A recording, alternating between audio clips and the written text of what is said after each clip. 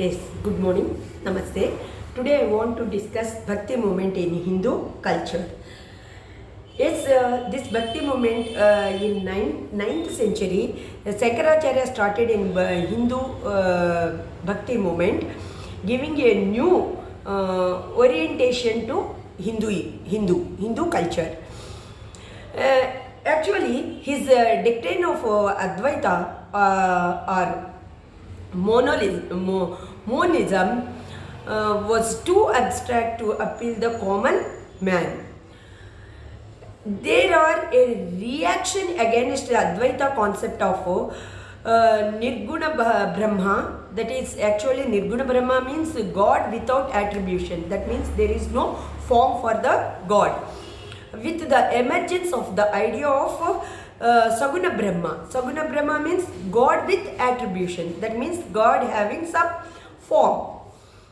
In the 12th century, Ramanuja, who was born at Sri Perumbudur.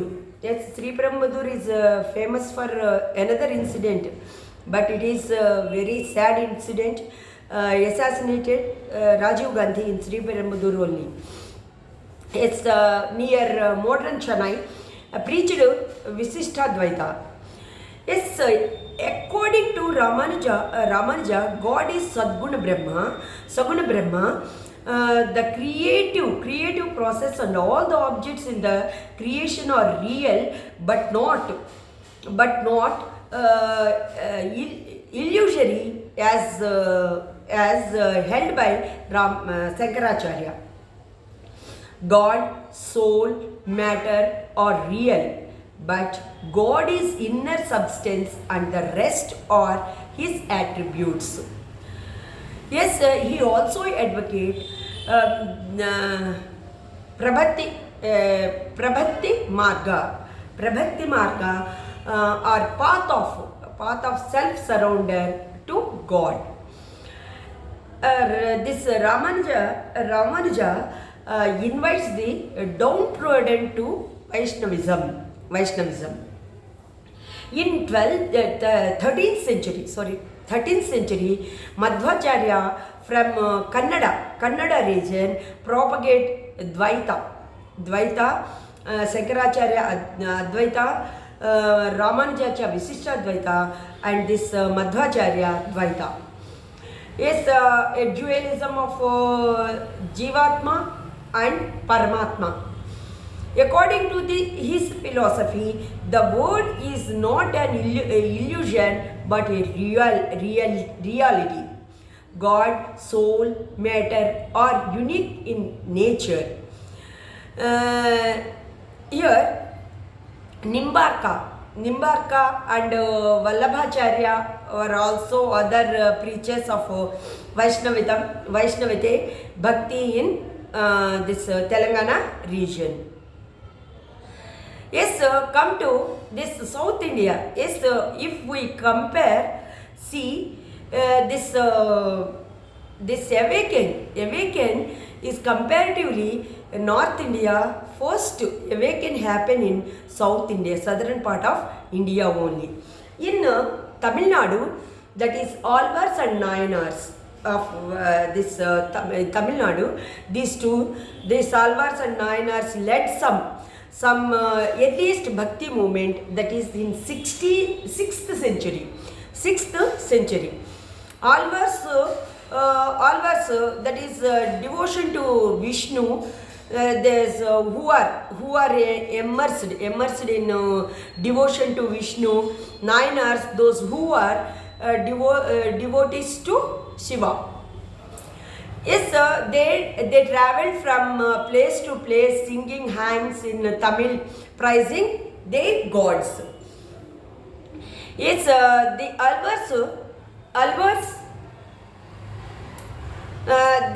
Alvars and Nayanars invite a movement of protest against the caste system and the dominance of Brahmanas, or at least attempt to reform the system.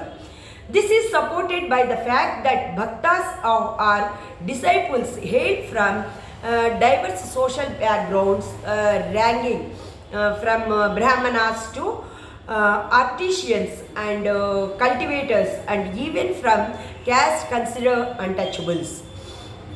This actually Nayana Nalayar Divya Prabandhanam Nalayara Divya Prabandhanam, that is 4,000 sacred compositions it has.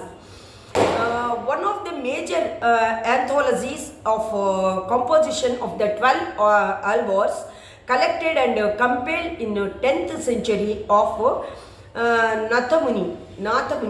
Is yes, next to Tevaram. Tevaram, a collection of first 7 volumes of Tirumural, that is Salva devotional poetry, containing the work of Tamil poets Appar, Sabandar and Sundardar. Yes, come to the women devotees of Bhakti movement. Only 2 women devotees are there. One is Andal, she belongs to Alvar. Only one female Alvar. She is only one female Alvar. This Alvar, Andal, saw herself as the beloved of Vishnu, and her verses express her devotional love for deity. Next to this women deities is Karaikal Ammayar. This she one of the 3 women Nayanars among the 63 Nayanars, a devotee of Shiva, adopted the path of asceticism in order to attain her goal. Next to come to importance of the Bhakti movement. Here we come to the importance of Bhakti movement in southern part of India. First and foremost, we have to discuss about Shankaracharya. Shankaracharya, we know, many people know about Shankaracharya. Who is Shankaracharya? Where he was born? We know. Yes, Shankaracharya was Nambudri Brahmin, born in Kaladi. That is Kaladi. This place is located in Malabar. He was originated a worshipper of Shiva. He gave an entire new turn to the Hindu revival movement by providing it with a solid philosophy background through the reinterpretation of ancient Indian scriptures, particularly Upanishads. Shankaracharya advocated the philosophy of Advaita, the monoism of the Vedanta, by giving a brilliant exposition to the entire range of Vedic religion and spiritual thought. Actually, having lost his father in his childhood, Shankaracharya became a sannyasi while his teens and began to roam around in search of true knowledge and wisdom. A genius by birth and intensely religious by outlook and social heritage, he received instructions in religious scriptures and philosophy at Kashi. Shankaracharya renewed the systemized Vedanta philosophy by stressing on its main principle of monoism, Eva Dvaita, or absolute non-dualism. Shankaracharya started a vigorous campaign for the revival of Hinduism based on the solid foundation of Vedic philosophy and ancient Indian cultural tradition in order to check the growth of Buddhism and Jainism. Yes, next to what he did, he recognized the ascetic order of sannyasis and the pattern of Buddhist sanghas, and preached a campaign for the popularization of Hinduism. He composed extensive contemporaries on the Brahma Sutra and Chief Upanishad and traveled all round India to highlight the culture unity of India. Mantras. The mantras also began propagating and became the center of Vedic religion. The mathas among many, including Gnan,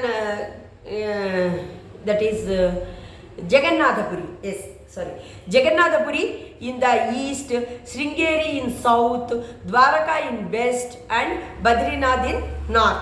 4 pithas, 4 mathas he started. Again I will tell. First Jagannathapuri in east. In the east, Sringeri in the south, Dwaraka in the west, and Badrinath in the north. 4. Completely 4 mathas he started. Shankaracharya also believed the God and the created world was one, and the difference which is evident is due to ignorance. According to him, the way to salvation was to realize by means of meditation and knowledge that God and the creation being were one and same. At the deepest level of meditation, that is Nirvikalpa Samadhi, the complete identity between God and the individual in realization. He propagated Nirvikalpa Samadhi. It is the goal of everyone to know, realize, feel and display in action this identity. Yes, this is when this is accomplished, all sufferings, birth and death cease. This identity has been termed as Satchidananda Brahman. Satchidananda Brahma by Shankaracharya. Shankaracharya's Brahman is not really different from the concept of Nirvana of Mahayana Buddhism. It is a fact which was well recognized by his opponents, who call him crypto-Buddhist. Crypto-Buddhist. Yes, this Buddhist called Shankaracharya crypto-Buddhist. Yes, Shankaracharya proved the Buddhist scholars wrong and was able to show that Buddhist metaphysics was only poor imitation of the metaphysics of Sanatana Dharma. The philosophy of Shankaracharya had far-reached consequent for the Indian society is best. For example, the monastic Shankaracharya mathas which is established in the 4 corners of India served already, we said already, that is Jagannathapuri, Sringeri, Dwaraka, Badrinath. These 4 mathas established in the 4 corners of India served as an effective step towards the philosophical and spiritual unification of India. By this able use of argument, he reduced all the apparently contradicting passages of the Upanishads to a consistent system which was remained the standard of Hindu culture, Hindu dharma to this day. Yes, sir. Here Shankaracharya passed away at Kedarnath at the age of 32. Yes, sir. Later Later on, Ramanujacharya combined Sankara's Advaita Vada with the Vaishnava Pancharata theology, which claimed that Vishnu is the very foundation of the universe. Yes, the impact of Ramanuja's writing and his long service as the priest of the famous Vishnu temple at Srirangam made his ideas widely known among the Vaishnavites, and he is justly regarded as the founder of Sri Vaishnavam. Actually, here the Vedantic philosophy of Shankaracharya was revived by Vivekananda in the second half of 19th century. The same Shankaracharya philosophy Vivekananda propagated. Yes. Next we come to Ramanuja. Ramanujacharya born at Sri Perumbudur near modern Chennai, our Chennai. Here he preached Visishtadvaita. Actually, he belongs to 12th century. To him, God is Saguna Brahma. According to Ramanuja, God is Saguna Brahma. He encouraged Prabhati Marga or path of self-surrounding to God. He invited the downtrodden to Vaishnavism. Next to Madhvacharya. Madhvacharya is actually from Kannada region, that is Karnataka, whose preachings is prevailed in the 13th century. Actually, declaration of Dvaita is his philosophy, that is Dvaita means two, dualism, and was the chief proponent of Dvaita school of Vedanta. Actually, his philosophy was that the world is not an illusion but a reality. God, soul, matter is unique in nature. Next, come to Nimbarkar and Vallabhacharya. Nimbarkar Vallabhacharya both preaches the Vaishnava Bhakti Marga. Next, yes, actually Bhakti movement in North India. While come to the Bhakti movement in North India, comparatively southern part of India, South India, that Bhakti movement started later, very slow. This Bhakti movement in this North India, including socio-religious movement. Yes, here it linked to one of the acharyas from the south and is sometimes seen as the continuation of the movement that originated in the south. Yes, here this similarities, if we see the similarities in the tradition of the two regions, the north and south, the notion of the bhakti varied in the teachings of each of the saints. The Nirgunas like Kabir and rejected the Varnashrama and all conventions based on caste distinction and champagned new values, helped the emergence of new groups and new unorthodox Protestant sects. Yes, here the Sagunas like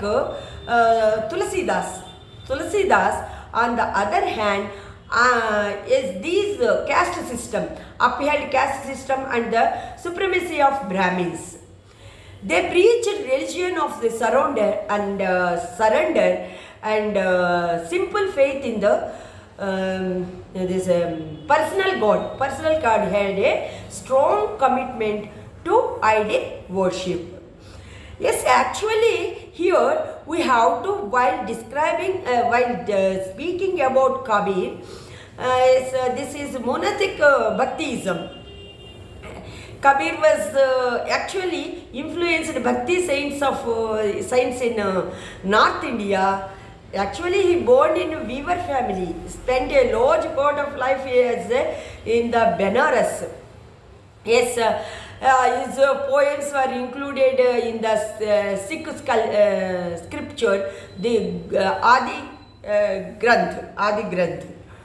Next to this is Kabir. Some people influenced by Kabir. Most prominent one is Raidas, who was tenured by the caste from the Benares, that is Guru Nanak, who was a Khatri from Punjab, and Dhanna, who was a Jat, peasant from Rajasthan. All these Raidas, Guru Nanak, next Dhanna, all these are not belong. These people are not belong to the Brahmin community. They are belongs to another communities, non-Brahmin communities. They inspire, they propagate.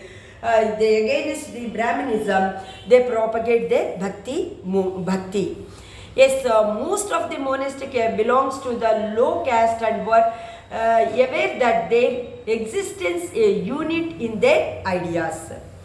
Yes, these were also teachers and influence, and their verses, they were mentioned each other, and they actually this in a manner of suggesting ideological affinity among them. Yes, all of these influenced by Vaishnava concept of Bhakti, Nathpati movement, and Sufism. All these three philosophies influenced them, and their ideas seems to be synthesis of the three traditions of Bhakti, Nathpati movement, and Sufism. Actually, here personal experience, importance giving to the personal experience of Bhakti saints with God, one another come features among the monotheistic Bhakti saints. Nirguna Bhakti and not Saguna Bhakti was what they believed in. Actually, these people adopted the notion of Bhakti from Vaishnavism, but they gave in a Nirguna orientation. Yes, these people called God using different names and titles. Their God was non-incarnate, next to formless, eternal, and ineffable. This Bhakti saints refused all formal associations with the organization dominating religions of the time, Hindu and Islam, and criticized what they regarded to be the negative aspect of these religion. They compose their poems in popular languages and dialects spoken across North India. This actually enabled them to transmit their ideas among the masses. This especially lower classes.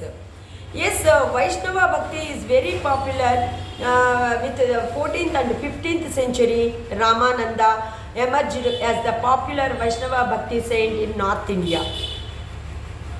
Though he was from the south, he lived in Benares because he considered to be the link between the South India Bhakti and North Indian Vaishnava Bhakti traditions. Yes, Ram is Ram and not Vishnu as the object of bhakti. Yes, Ram and Shiva, Ram and Sita, and come to be identified as the founders of Rama cult in North India. Yes, his followers called Ramanandis. In local languages, he wrote many bhakti. Yes, that he preaches in local languages. Yes, here in this Tulsidas is campaigned the bhakti. 16th century Vallabhacharya.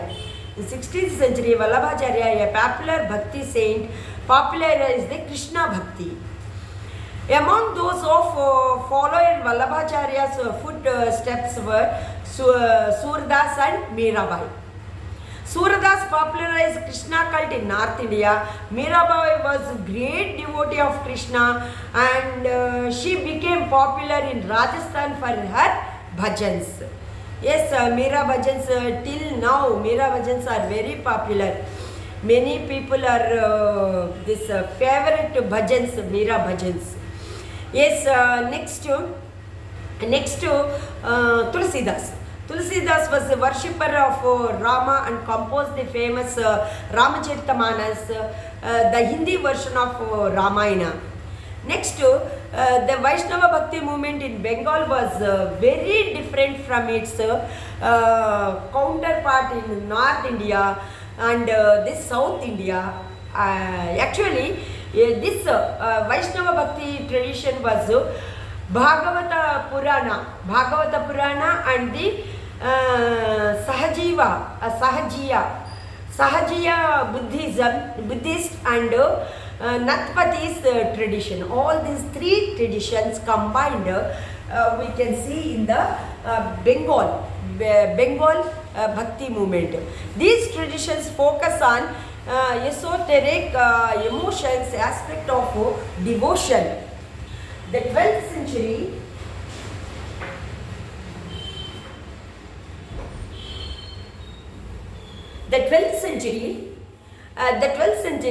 Jayadeva is an important Jayadeva Bhakti. As Jayadeva Ashtapadas are also very famous Krishna Bhakti. Yes, Bhakti saint in this tradition. This Jayadeva highlighted the mystical diminution of love with reference to Krishna and Radha. Chaitanya was the popular Bhakti saint from the region. He was looked up for love with reference of Krishna and Radha. Next here, this Chaitanya, see the Bhakti of next avatars of Krishna. Next here, this Chaitanya never questioned the authority of Brahmins and the scriptures. He popularized the Sankirtanas. Actually, this Sankirtanas group devotional songs accompanied with the dancing. With him, the Bhakti movement of the Bengal began to develop into the reform movement with the notion of caste division that came to be questioned. Yes, he come to Maharashtra. The Bhakti movement to draw its inspiration from the Bhagavata Purana and the Sivanath Panthis. Gyaneshwar was pioneer Bhakti saint of Maharashtra. His commentaries on the Bhagavad Gita called Gyaneshwari served as the foundation of the Bhakti ideology in Maharashtra. This caste distinctions. Actually, he urging against caste distinction. He believed that the only way to attain God was through bhakti. Vithoba was the god of his set, and the followers performed the pilgrimage to the temples twice a year. Vithoba of Pandaripuram became the mainstay of the movement of Maharashtra. Namdev, next to is Namdev. Namdev also very popular amongst Bhakti saints in Maharashtra, while he is remembered in the North Indian monastic tradition as the Nirguna saint in Maharashtra. He is considered to be part of Varkari tradition. What is Varkari tradition? The Vaishnava devotional tradition is called Varkari tradition. Yes, some other are there: Suradas, Mirabai, Tulasidas, Ramananda. Ramananda devotees are many are there. Anantanad, next to Sukhanand, next to Bhavanand, Bhagat Pipa, Kabir, next to Dinna, Ravidas. All these are Ramananda's disciples. Yes, already we discussed about Kabir Das. This Kabir Das is also a disciple of Ramananda. We know, many people know, he belongs to Muslim couples who are weavers by profession, and he had a curiosity mind. He learned new things, and he learned much about Hindu culture in Benares. Kabir's aim was to reunite Hindu and Muslim and form harmony between them. Regarded as the greatest of the mythist saints, Kabir followers are called Kabir Panthis. Kabir followers are called Kabir Panthis. Mainly in 14th and 15th century, Kabir Das follower, we remember who is Ramadas, Bhakta Ramadas. Yes, next this Ramananda along with Ramananda, Kabir, Nanak remained the great opposites of the Bhakti cult. Next is criticize all forms of the worship of idol. Kabir Das criticized. Actually, what he said, superstitions and next attain salvation through bhakti and pure devotion, he propagated.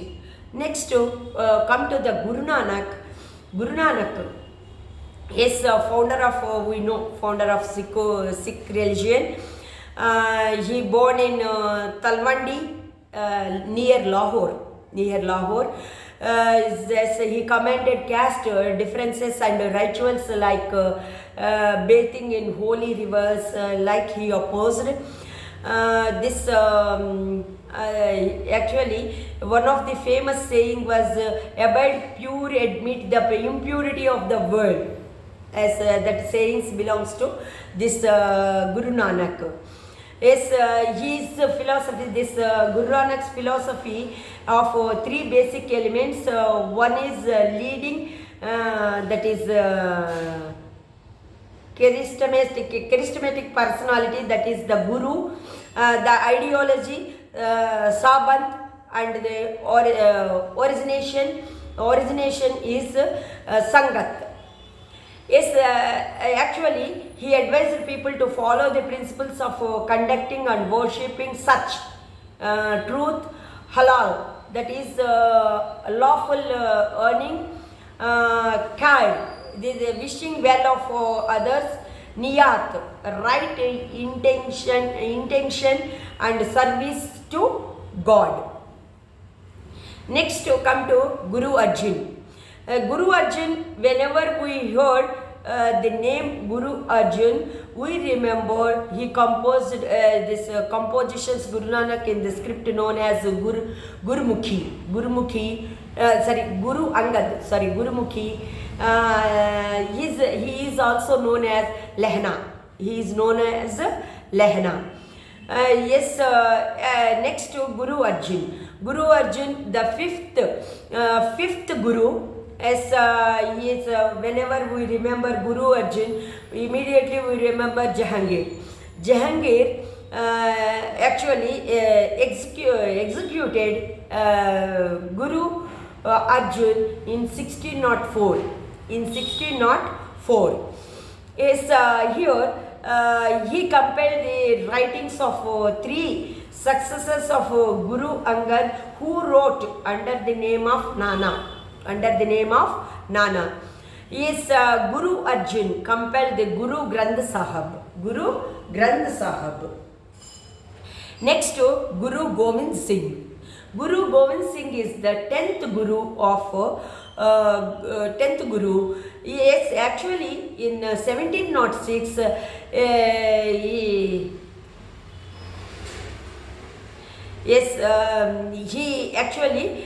he was added with the writings of other features like Shaikh in this scriptures, this Sikh scriptures.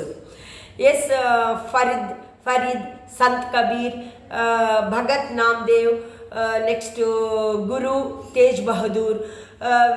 These are known as Guru Granth Sahib. Yes, now 1699, Guru Gobind Singh attempted to resolve the differences among the various Sikh groups and created the Khalsa. Actually, this Khalsa,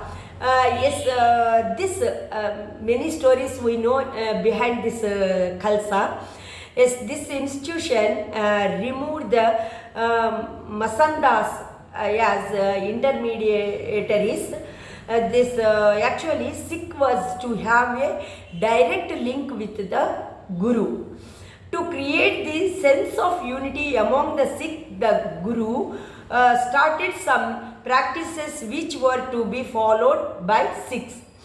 These are initiated through the baptism of the double-edged sword, wearing uncut hair, carrying arms, adopting the epithet Singh are the part of this Khalsa. Khalsa means 5 Ks. Yes, actually Guru Panth was another institutional idea that is emerged during that is 17th century. Sanctified the collective authority of the Khalsa Panth. Equated the Panth with the Guru. Here come to the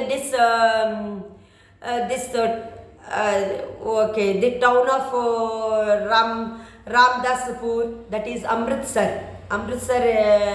Later it is Ramdaspur.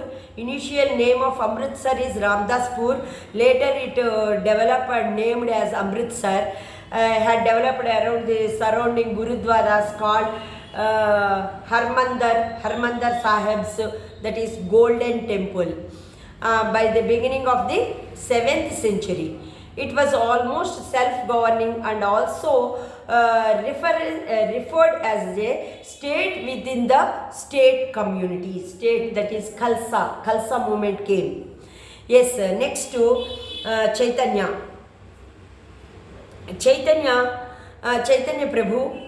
Prabhu was another renowned saint and reformer of Bengal. He popularized Krishna cult. Yes, with dancing, his bhajans are very popular. Yes, sir. Among that, Namdev, Gnanadev, Namdev, Eknath belongs to Varkari Sampradaya. Varkari Sampradaya. Yes, towards actually he opposed caste differences and was kind towards the lower caste. Yes, Gyaneswar Nand, Namdev, and this later Tukaram, Ramdas, all are followed the same. These are the procedures of Eknath, Tukaram. Next to Nathpanthis, Siddhas and Yogis. This they actually these are condemned. They condemn the rituals and other aspect of orthodox religion and the social order using simple logical arguments. Yes, renounces of the world. He encouraged. They encouraged. Yes, the path of salvation lay in the meditation, and to achieve this, they advocate intense training of mind and body through practices like yogasana, breathing exercise, and meditation. Next, here come to the importance of Bhakti movement. Why this Bhakti movement is important, very important. This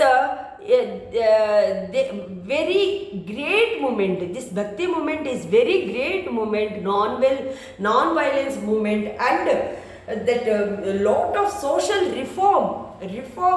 social reform is occur through Bhakti movement. There is no violence, peace, pleasant, calm. That's why this Bhakti movement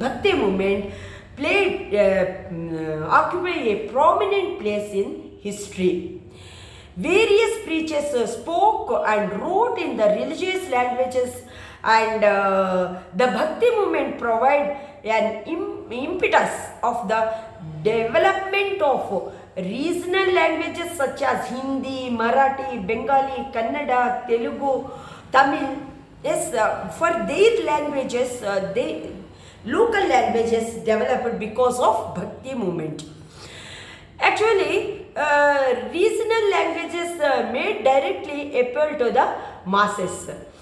Here, the caste system was condemned by the Bhakti saints. The lower classes were raised to a position of the great importance. Yes, the importance of women in society was also increased because the Bhakti movement gave equal importance to women. The Bhakti movement gave to the people a simple religion without complicated rituals. Yes, they were equal to show sincere devotion to God. Yes, the new idea of a life of charity and service to follow people develop. Actually, yes, Bhakti movement came religious, everyone now speak about everything, we only prepared. But many of this evil culture till the date in the all the people preachers, we are modern. But while come to this practice, every individual within the this circle and within the superstitions only.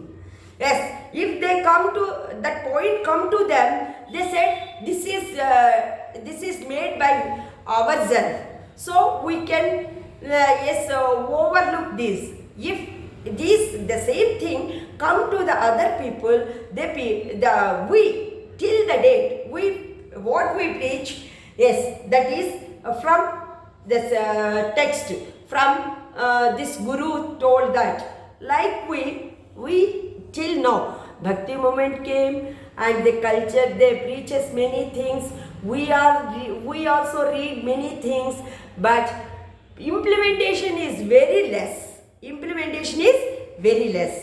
Okay, thank you for listening. If you want a deep explanation videos, subscribe my video and watch deep explanation on this topic. Thank you. Jai Hind. For UPSC aspirants, I want to tell one thing, as if this question occur in the UPPSC, this approach, how we approach this. First, we have to write introduction. In the introduction, the development of Bhakti movement, first alvars and noinars we have to write. That is 17th century, 7th century to 12th century we have to write. Noinars, devotees of Shiva, alvars, devotees of Vishnu, we have to write in the Vishnu this introduction.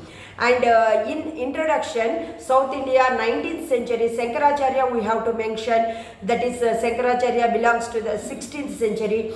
And this Kabir, Nanak, Chaitanya, we must mention in our essay.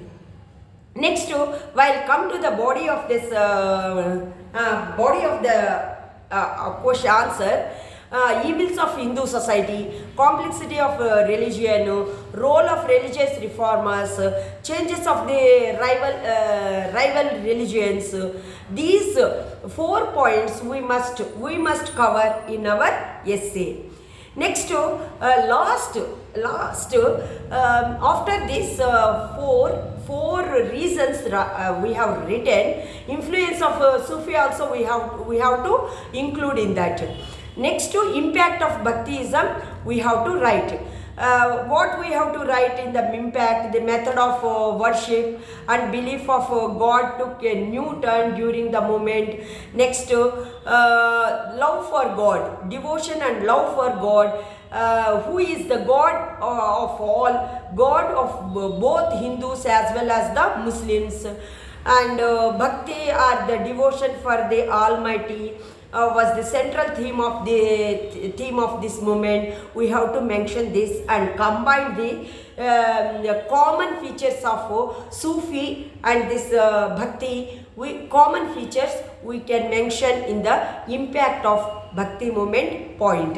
And also this vernacular languages developed, growth of local languages, and liberalism adopted. Some kings like Akbar, because of this Bhakti movement, Sufi movement only, Akbar adopted liberalism, we can mention in this essay. Next, in the conclusion, is long-lasting impacts we have to write. That is the religion, description of the medieval society set aside, and next these teachings act as the healing balm to the suppressed class, like we write in the conclusion. Yes, thank you. I think this video is useful for you. For deep description, if this deep explanation if you want, please subscribe and watch more videos. Thank you. Jai Hind. Have a nice day.